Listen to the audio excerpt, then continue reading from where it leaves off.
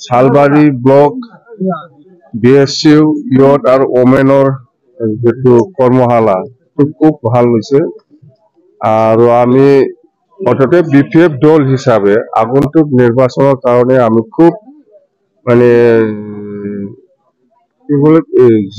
জিৰণি নোলোৱাকে আমি কেম্পেইন কৰি আছো ওয়াৰ্কাৰ সকলৰ লগত আমি আলোচনা কৰি আছো খুব ভাল আমাৰ শালবাৰী ব্লক BPF হিসাবে খুব ভাল পজিশনত আছে আমি জিকিম এই 2025 যেটো নিৰ্বাচন হ'ব BTC নিৰ্বাচন ইয়াত শালবাৰী হিসাবে জিকাটো 100% আৰু শালবাৰীত যেটো পজিশন BPF দলৰ পজিশনটো 1 নম্বৰত আছে আৰু সেকেন্ডত BJP আছে 3 নম্বৰত হে UPPL মই জিতু যাম BTC টোটাল আমি 25 কমত নাপাই আৰু এন্টায়াৰ BTC যেটো পলিটিক্যাল ৰাজনীতি যেটো পৰিবেশ পজিশন মততে আমাৰ BPF দলে 1 নম্বৰ পজিশনত আছে সেই কাৰণে আমি কৈছো সৰকাৰ বনাটো কাটাং UPPL 3 নম্বৰত হে আছে 3-4 UPPL পালে দুইটা তিনটা এটো লাগৰ ওপৰত দুই তিনটা পাব পাৰে এটো খাম্পা আৰু চন্দনৰ কি হ'ব ৰাজনীতিক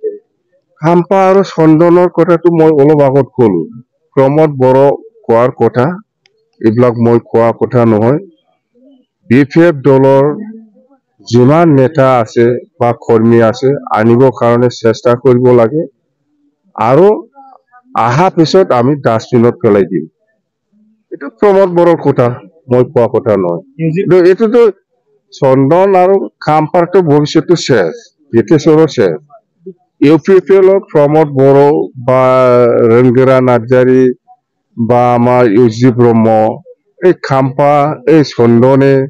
বা এই হিতেশে UPPL বিরুদ্ধে কি কাম করেছে করা নাই হেতু কেতিয়াও পাহৰি নাযায় আমি জানো সিন্ডিকেটটো আজিৰ কথা নহয়